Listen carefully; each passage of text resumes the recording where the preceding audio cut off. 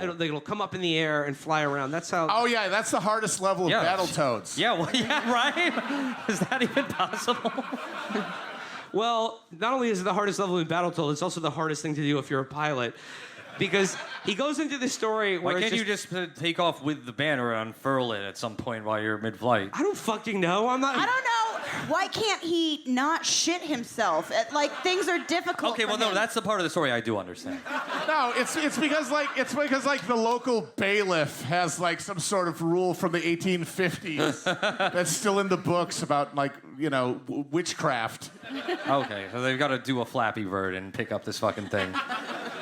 So basically, they're soaring around and around this field trying to pick up the banner. They try 5 different times, and it doesn't fucking work. And then on the 6th time, they get it. And he goes here, "We were headed for the wire again. I flinched as we passed over, rocked back as the plane rocketed skyward. Jason was looking back over his shoulder. He nodded." Jason is the pilot here. Jason is a very important figure in the next chapter. I will really rush to get to what happens with this guy. He goes, he nodded. "We've picked it up." Relief. I sat forward. I came back to an election day with loads of tasks and adventures ahead. But Jason was still looking back. He uttered words which I have only ever hoped to hear in movies. "This is an emergency," he said. "Real trouble." Why? It came out husky. I tried again. Why? It came out husky. It came out... Why? It came out low-key thick. He didn't hear me because my voice was too cool. I then affected the accent of a pussy. He sang the entirety of Tiptoe Through the Tulips in the Tiny Tim register. He goes, "Why?" And he just goes, "Banners wrapped around the tail and rudder." So the banner that they were supposed to pick up that said, "Vote your country, vote UTIP," got, dragged around the back of the fucking plane. Wow, it's almost like a metaphor. Yeah, and was sending it into a fucking tailspin. And so it goes on, and he's talking about... We're tripping over our own political dick. He talks about, going over in his head, trying to think of gallant last words to say. And then, he's saying, "I could not see how anything as flimsy as that plane could crash into the ground at 70 or 80 miles an hour and leave mere organic tissue fit to function." And he goes, "Oh, sod it. He was a trained pilot, aware of all possibilities, and he was sweating more copiously than anyone who I've ever seen inside a Turkish bath." This is literally like nerd 2000s internet writing. To be fair, there's actually a Turkish bath under Downing Street. So... This is like the tone of a guy who lied on forums. Like, it's just... Now, usually when I'm in such a confined space, I'd like it to be in Tijuana with tequila and a midget hooker. Same verbiage and everything. So basically... you like that? I got a lot more where that came from, buddy. So basically... You know the story. The plane eats shit. It hits right into the ground. He's strapped in, upside down. He's like, "Oh, bloody hell, I'm still alive."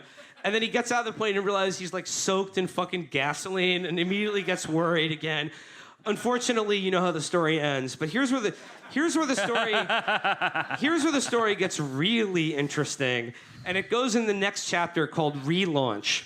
And it goes here talking about how the pilot who was flying him around, Jason, you may remember him, had to undergo what's called a CAA inquiry that dragged on for 6 months, that essentially where the government had to investigate whether he was fit to fly a plane. And it says, "The CAA intimated to me that there were issues relating to a previous incident, to alcohol, and to insurance.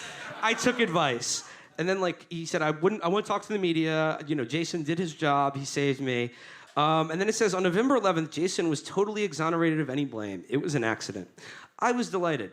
On the evening of the 12th of November, whilst in Alton, Hampshire, about to go on stage for any questions, I called to congratulate him. He was incoherent, rambling and filled with anger against the investigating officer for denying him his livelihood for so long, and against me for failing to make contact. I told him that I had done the best that I could by leaving lines of communication open, blah, blah, blah." And so this guy Jason basically lost his fucking mind in the 6 months he couldn't fly and blamed Nigel Farage for it. And he goes, "I was acutely distressed by Jason's ramblings. I had an important lunch appointment the following day, but I told Jason that I would meet up with him immediately and try to help however I could. I canceled the lunch and arrived at his mother's house in West Oxfordshire the following morning." Wait. Arrived at his mother's house? Yeah, there are so many layers here. I feel like we skipped a step.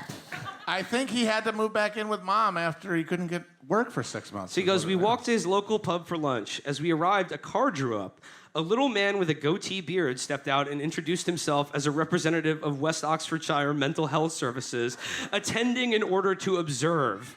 Jason had no objection, so neither did I. We ordered pints and pies and continued as if the interloper were not there.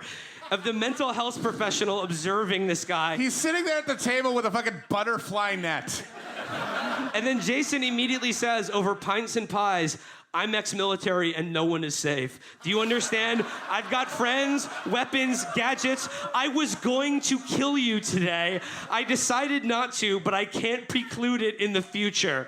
The mental health man just listened earnestly and nodded his head. Okay, but to be fair, the only thing he would have to do to kill Nigel Farage is to just sneeze at his spoon-shaped chest and his heart would collapse. I like how this guy's like, yeah, I figured out the exact layout of your house. I've picked the gun that would sound the best against your fucking frog pussy temple. And the mental health guy is like, well, he may have a point here. Like, let's hear him out. So he goes here, I was mildly stunned, distinctly intimidated by this threat, and deeply concerned for a man with whom I had shared a bonding experience, and who was now plainly in great pain. I shared with him the spiritual upheaval caused by the crash. He, like me, had the stabilizers removed, but whilst I had calmish waters in which to refit, he had sailed into a typhoon. The mental health man... Firecracker metaphor. The mental health man cheerfully offered us a lift back to the house. We refused. Why the fuck would you choose to stay with this guy?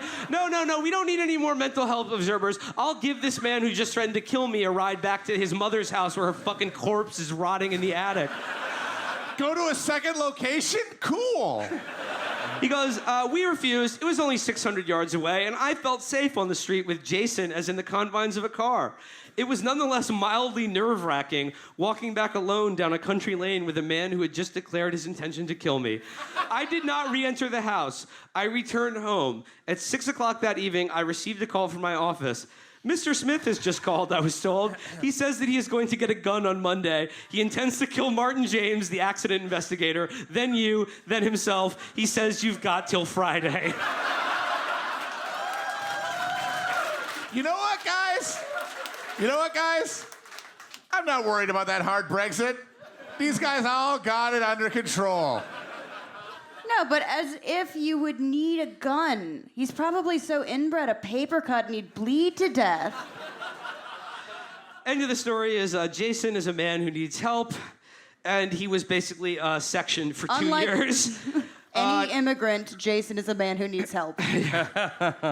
I have changed his name here because I see no reason why a single mischance followed by mental collapse, which could happen to any of us, should blight a man's life worse than it already has. Nigel coming out strong for the awareness of mental health. Everyone has some good in them. Right. So there you go, the untold story of the hilarious photo of Nigel Farage covered in blood, looking like a complete asshole, standing by a crashed plane in a field which, is a metaphor of some kind. You figure out what it represents.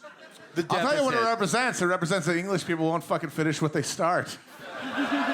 Parody. In the game. Not actionable. In the game. In the new Rockstar PlayStation game, Brexit. Will, they have libel laws here. Yeah. That's fine. Come get me, motherfucker. I'm going back to New York after this. Do not come get me. Please do not come get me. Any authorities listening? I'm nice. I'm, Your Majesty, I'm baby. Your Majesty. Our defendant has claimed the right of being baby before God and man and the Queen. Any libel I committed was due to the mental stress of Jeremy Corbyn's outrageous anti-Semitism.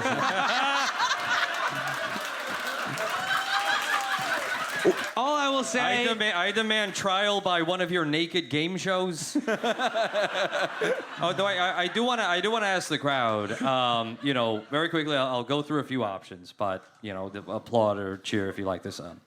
SNP. Okay, a little bit. Scottish Labour. What's the other thing? The Greens. Oh, grow And what's the other thing? up. There's a Scottish Socialist Party, right? Sort of. Okay, all right. Yeah, it's By the called way, someone from the Scottish Greens might be here, and they did ask me to come speak at an event at one point, which I thought was very sweet, but I was really drunk when I got the message, so I apologize for just sending you 3 of the little factory emojis. That's the most anyone's ever used that emoji. By the way, Look, Mark's was right. You got to industrialize. I'm sorry. By the way, sorry, I have to ask this question again. I've never had Buckfast before, but is it normal Wow, to be? that was Freudian. Is it normal to be grinding your teeth, muttering to yourself, and hearing on loop in your head a dance punk song you heard once in 2002? That's normal. Okay. We're just making sure. All right. Okay. We have got to close out before any more of this fucking horrible, evil sludge is imbibed by any of my colleagues. But I would like to say, once again, Scotland, Glasgow, we are Chapo Trap House. It has been so wonderful You've been spending time with you amazing. here today. Bloody brilliant, man! You guys are all right and proper cunts and legends. But one more person who is maybe the greatest cunt of He's all the time. greatest cunt we got. The greatest cunt we have, certainly in Chapo Trap House, is our producer, Chris Wade. Without which none of this would be possible. So please give him a hand at the back of the house. Glasgow, you guys have been fucking amazing. This has been so much fun. We are going to, if you just give us like 15 minutes after the show, there's like a merchandise table out there, and we're just gonna like sort of sit there, and if you want us to like just say what's up or sign something, we're gonna hang out there after the show. But just give us like 15 minutes to shit and vomit out all the poison that we've just... Give us 15 minutes to all fight each other. We will see who emerges from the dressing room. But once again, Glasgow, Scotland, thank you guys so much. Thank This you, ruled. guys. Thank you.